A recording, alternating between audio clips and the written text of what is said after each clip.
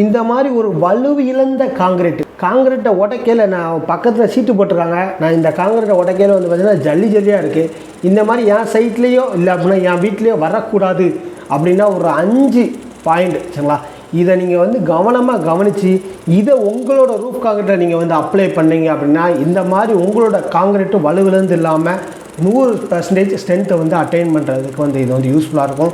So இந்த video skip பண்ணாமல் பாருங்கள், கட்டாயம் இது உங்களுக்கு வந்து யூஸ்ஃபுல்லாக இருக்கும். இந்த மாதிரி யூஸ்ஃபுல்லாக இருக்குது, உங்களுக்கு யூஸ்ஃபுல்லாக இருக்கும், மற்றவங்களுக்கும் யூஸ்ஃபுல்லாக இருக்கணும் அப்படின்னு நினச்சிங்கன்னா வீடியோ லைக் பண்ணிட்டு பாருங்கள். வாங்க வீடியோக்குள்ளே போகலாம்.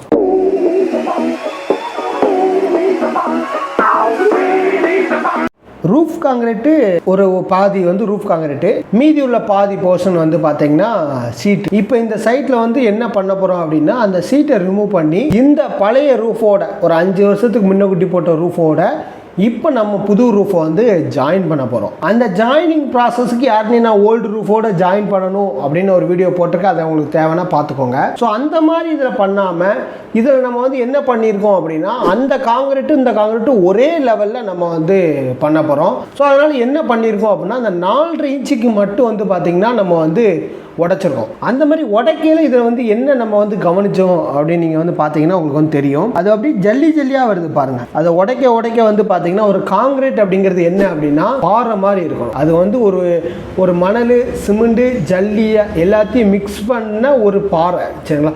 ஒரு பாறையை எப்படி நம்மளுக்கு ஏத்தாப்புல உருவாக்குறோம், ஒரு பாறையிலேருந்து உடைச்சி நம்ம மணல் எடுக்கும், அதுலேருந்து தான் ஜல்லி எடுக்கும். ஸோ அதை ரெண்டையும் ஒட்ட வைக்கிறதுக்கு நம்ம வந்து சிமெண்ட்டை பாண்டிங் மெட்டீரியலாக யூஸ் பண்ணுறோம். அந்த சிமெண்ட்டை நம்ம வந்து எவ்வளோ தூரம் அதிகமாக பயன்படுத்தமோ அவ்வளோ தூரம் அதோட உறுதித்தன்மை வந்து அதிகமாக இருக்கும், அதோட கிரேட் ஆஃப் ஸ்ட்ரென்த் வந்து அதிகமாக இருக்கும். M20 அப்படின்னா 1:1.5:3 இந்த ரேஷியோவில் நம்ம வந்து சிமெண்ட் போடணும். இதே இது நம்ம வந்து M25 அப்படின்னா 1:1:2 அப்படிங்கிறது நம்ம வந்து மணல், ஜல்லி வந்து குறைக்கும் இப்படின்னு சொல்லலாம். நம்ம வந்து சிமெண்ட்டை வந்து அதிகப்படுத்துதோம் சரிங்களா. சிமெண்ட்டை எவ்வளோ தூரம் அதிகப்படுத்தமோ அவ்வளோ தூரம் நம்மளுக்கு வந்து கிரேட் ஆஃப் ஸ்ட்ரென்த் வந்து அதிகமாகுது. ஸ்ட்ரக்சர் வைஸ் உங்களுக்கு வந்து என்ன கிரேட் ஆஃப் காங்கிரீட் போட சொல்லியிருக்காங்களோ ஸோ அதை யூஸ் பண்ணி நம்ம வந்து பண்ணிக்கலாம். அந்த நான் ஸ்ட்ரக்சர் படி தான் போட்டிருக்கேன். ஆனால் நான் அதை உடச்சி பார்க்கையில் வந்து பார்த்தீங்கன்னா இப்படி ஜல்லியாக வருது, அது ஒரு பாண்டிங்கே இல்லை அப்படின்னா அது ஒரு மேஜரான ரீசன், நிறைய ரீசன் இருக்குது. ஸோ அது 1 by 1 நம்ம வந்து பார்ப்போம். ஃபஸ்ட்டு ரீசன் என்ன அப்படின்னா அந்த மிக்சிங், அந்த மணல், சிமெண்ட்டு, ஜல்லி ப்ளஸ் வந்து பார்த்திங்கன்னா வாட்டர், இது எல்லாம் வந்து கரெக்டான ப்ரொப்போர்ஷனில் மிக்ஸ் ஆகுதா அப்படிங்கிறத உறுதிப்படுத்திக்கணும். இப்போ உதாரணத்துக்கு வந்து பார்த்திங்கன்னா M20 அப்படின்னா 1:1.5:3 தான். இந்த இடத்துல வந்து பார்த்திங்கன்னா நான் 3க்கு பொழுது 4 பார்ட் ஆஃப் ஜல்லியோ இல்லை அப்படின்னா 5 பார்ட் ஆஃப் ஜல்லியோ நான் வந்து போட்டு மணலை வந்து கொஞ்சம் குறைச்சி போட்டு அந்த மாதிரி மிக்ஸ் ப்ரொப்போர்ஷனலாக இருந்து இருக்கவே கூடாது. அந்த மாதிரி இருந்தது அப்படின்னா மணல் போர்ஷனும் கம்மியாக இருக்குது, சிமெண்ட் போர்ஷனும் கம்மியாக இருக்குது. ஏன்னா ஜல்லி போர்ஷன் அதிகமாக இருந்ததுன்னா அந்த இடத்துல ஜல்லி வந்து உறுதியாக வரும் சரிங்களா, அந்த பாண்டிங் வந்து கிடைக்காது. ரெண்டாவது வந்து பார்த்தீங்கன்னா சிமெண்டோட வாட்ரு வந்து என்ன அப்படின்னா சிமெண்டோட வாட்ரு மிக்சிங் வந்து கரெக்டாக இருக்கணும். அது வந்து எவ்வளோ இருக்கணும் அப்படின்னா ஒவ்வொரு கிரேடுக்கும் வந்து பார்த்தீங்கன்னா அந்த போர்ஷன் வந்து IS 456 0.45 இல்லை அப்படின்னா 0.50 அந்த மாதிரி நம்ம வந்து ப்ரொஃபஷனல் வந்து மாறும். இப்போ உதாரணத்துக்கு வந்து பார்த்தீங்கன்னா 50 கிலோ வெயிட் உள்ள ஒரு சிமெண்ட்டை நீங்கள் போடுறீங்க அப்படின்னா ஒரு 25 லிட்டர் இருக்கலாம், இல்லை 22 லிட்டர் இருக்கலாம், இல்லை 27 லிட்டர் இருக்கலாம் சரிங்களா. இந்த வாட்டரோட இது வந்து பார்த்தீங்கன்னா கிரேடு தகுந்தாப்பில் மாறும். நம்ம ஆவரேஜாக வந்து பார்த்தீங்கன்னா M20, M25 அந்த மாதிரி ரேஷியோவில் தான் நம்ம வந்து போட்டுக்கிட்டு இருக்கோம். ஸோ அந்த கிரேட் ஆஃப் காங்கிரீட்டில் போடுறதுனால வந்து பார்த்தீங்கன்னா நம்ம ஆவரேஜாக வந்து பார்த்தீங்கன்னா 25 லிட்டரு அப்படிங்கிற தண்ணியை வந்து நம்ம வந்து ஃபிக்ஸ் பண்ணிக்கலாம். ஸோ இந்த 25 லிட்டருக்கு மேலே நம்ம வந்து அதிகப்படுத்திடவும் கூடாது, கம்மி பண்ணிடவும் கூடாது. இப்போ ஒரு 30 லிட்டரு இல்லைன்னா 35 லிட்டரு கூட யூஸ் பண்ணுறாங்க. ஸோ அந்த மாதிரி யூஸ் பண்ணவே கூடாது. ஏன்னா வாட்டரை நம்ம வந்து அதிகப்படுத்த வந்து பார்த்திங்கன்னா அதோட வேலை வந்து ஈஸியாக இருக்கும், ஆனால் அதோட குவாலிட்டி இல்லை அப்படின்னா ஸ்ட்ரென்த் வந்து குறையும். அதனால் வந்து பார்த்திங்கன்னா வாட்டரை வந்து கரெக்டான ப்ரொபோர்ஷனலில் போகணும். 25 லிட்டரு மேக்ஸிமம் 26 இல்லை 24 இந்த மாதிரி இதுலேயே நம்ம வந்து டேலி ஆகணுமே தவிர உங்களுக்கு இல்லை அது கரெக்டாக யூஸ் பண்ணுறாங்கன்னு தெரியல அப்படின்னா ஒரு 20 லிட்டர் வாளியை வச்சுக்கோங்க, ப்ளஸ் வந்து பார்த்திங்கன்னா ஒரு 5 லிட்டர் வாளியை வச்சுக்கோங்க.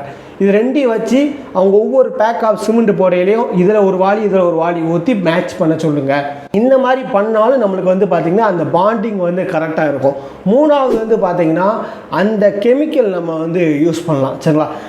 பாண்டிங் கெமிக்கல், இந்த சிமெண்ட்டு, மணல், ஜல்லி 3 பாண்ட் பண்ணுறதுக்கான கெமிக்கல் ப்ளஸ் வந்து பார்த்திங்கன்னா கிராக் ஃப்ரீ கெமிக்கல், இந்த மாதிரி கெமிக்கல்ஸை நம்ம வந்து நிறைய பிராண்டில் இருக்குது. ஸோ அந்த பிராண்டை நம்ம வந்து ரூஃப் காங்கிரீட் போடையில் நம்ம வந்து கன்சிடர் பண்ணி அதையும் மிக்ஸ் பண்ணி பண்ணலாம். ஸோ இந்த மாதிரி பண்ணாலும் நம்மளுக்கு வந்து பார்த்திங்கன்னா இந்த மாதிரி வந்து பொறியாக இதில் வந்து ஸ்ட்ரென்த்தே இல்லை சரிங்களா. ஸோ அந்த ஸ்ட்ரென்த் இல்லாத காரணமே வந்து பார்த்திங்கன்னா அந்த பாண்டிங் தான். ஸோ அந்த பாண்டிங் வந்து இந்த கெமிக்கல் பாண்டிங் நீங்கள் யூஸ் பண்ணுங்க அப்படின்னா அந்த ஜல்லியோட அந்த சிமெண்ட் மணல் எல்லாமே பாண்ட் ஆகி உங்களுக்கு வந்து ஸ்ட்ரென்த் வந்து அது வந்து அட்டைன் ஆக ஹெல்ப்ஃபுல்லாக இருக்கும். அடுத்து வந்து பார்த்திங்கன்னா 4வது மேஜரான ரீசன் வந்து பார்த்திங்கன்னா க்யூரிங். காங்கிரீட் போட்ட அடுத்த நாளே நம்ம வந்து க்யூரிங் ஒர்க்கை வந்து ஸ்டார்ட் பண்ணிடணும்.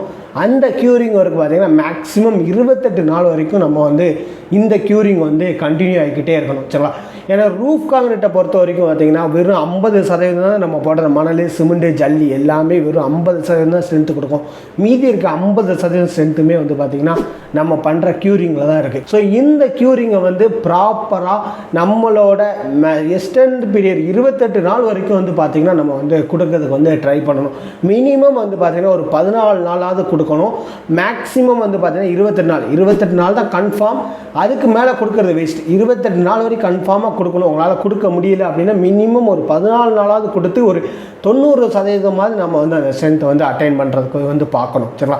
ஏன்னா இது வந்து நம்ம எவ்வளோ தூரம் அந்த க்யூரிங் வந்து 28 நாள் வரைக்கும் கொடுக்கமோ அவ்வளோ தூரம் அதோட ஸ்ட்ரென்த்தோட பர்சன்டேஜ் வந்து நம்ம வந்து அதிகப்படுத்தும். ஸோ இப்போ உதாரணத்துக்கு வந்து பார்த்தீங்கன்னா நீங்கள் ஒரு வாரம் தான் கொடுக்கீங்க அப்படின்னா ஒரு 75% தான் நம்ம வந்து ஸ்ட்ரென்த் வந்து அட்டைன் பண்ணுறோம். ஸோ இந்த மாதிரி ஒவ்வொரு டேஸும் நம்ம வந்து இன்க்ரீஸ் பண்ண அதோட ஸ்ட்ரென்த் ஆஃப் பர்சன்டேஜ் வந்து அதிகமாகும். அந்த நீங்கள் என்ன ரேஷியோவில் என்ன செக்ஷனல் டிசைனில் உங்களுக்கு என்ன கிரேட் ஆஃப் காங்கிரீட்டில் வந்து கொடுத்துருக்காங்களோ அதை வந்து நம்ம வந்து அட்டைன் பண்ணலாம். ஸோ இதை வந்து நம்ம வந்து ப்ராப்பராக நம்ம வந்து கவனிக்கணும். 5வது வந்து பார்த்திங்கன்னா இப்போ எல்லா ஒர்க்குமே வேகமாக போய்கிட்டு இருக்கு. அந்த வேகமாக வந்து பார்த்திங்கன்னா நம்ம வந்து கண்ட்ரோல் பண்ணணும். அதில் வந்து ரூஃபில் வந்து ரொம்ப கண்ட்ரோல் பண்ணணும். உதாரணத்துக்கு வந்து பார்த்திங்கன்னா அதோட மிக்சிங் டைம். இப்போ நீங்கள் வந்து ஒரு மிக்சினை கூட்டு வரீங்க, அதில் மணல் சிமெண்ட்டு ஜல்லி எல்லாம் போட்டு நம்ம சொன்ன ப்ரொஃபஷனலாக நீங்கள் வந்து வாட்டர் மிக்ஸ் பண்ணுறீங்க. மிக்ஸ் பண்ணி அதை ரொட்டேட் ஆகிறது கூட டைம் கூட நம்ம கொடுக்காம அதை வந்து பார்த்திங்கன்னா டப்புன்னு அதை வந்து சட்டியில் மாற்றிருந்தாங்க, டக்குன்னு அதை வந்து லிஃப்ட்டில் மேலே ஏற்றி காங்கிரீட்டை போட்டுருந்தாங்க. ஸோ இந்த மாதிரி பண்ணாமல் அது கொடுக்கக்கூடிய டயத்தை நம்ம வந்து கொடுக்கணும் சரிங்களா. அதை வந்து ஜல்லி மணல் நீங்கள் அதை மிக்சிங் ப்ரொப்போஷனில் வந்து டைம் வந்து கொஞ்சம் ஒரு நிமிஷமாவது ஒரு மிக்சினுக்கும் வந்து பார்த்திங்கன்னா ஒரு நிமிஷத்துலேருந்து ஒரு 3 மினிட்ஸ் வரைக்கும் நம்ம வந்து அதுக்கான டைம் வந்து கொடுக்கணும். ஏன்னா ஒரு ரொட்டேட் 2 ரொட்டேட்லேயே வந்து பார்த்திங்கன்னா நம்ம வந்து ஆட்டோமேட்டிக்காக வந்து ஷிஃப்ட் பண்ணி நம்ம வந்து காங்கிரீட் போட்டுருந்தாங்க.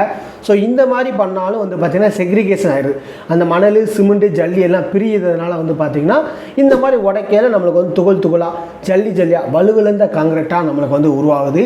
ஸோ அதனால் இதெல்லாம் நீங்கள் வந்து கவனித்து நீங்கள் வந்து பண்ணீங்க அப்படின்னா உங்கள் வீட்டுக்கான ரூஃப் ஸ்ட்ரென்த்துக்கான ஸ்ட்ரென்த்தை அந்த காங்கிரீட்டோட ஸ்ட்ரென்த்தை வந்து ஃபுல் ஸ்ட்ரென்த்தையும் நீங்கள் வந்து அட்டைன் பண்ணுறதுக்கு இது வந்து ரொம்ப யூஸ்ஃபுல்லாக இருக்கும். ஸோ இந்த மாதிரி யூஸ்ஃபுல்லாக அப்படி உங்களுக்கு வந்து ரெகுலராக வரணும் அப்படின்னா நம்ம சேனலை மறக்காமல் சப்ஸ்கிரைப் பண்ணிக்கோங்க. உங்களுக்கு ஏதாவது டவுட் இருந்தாலும் கீழே நம்பருக்கு கான்டாக்ட் பண்ணுங்கள். தேங்க்யூ ஃபார் வாட்சிங் திஸ் வீடியோ. தேங்க்யூ.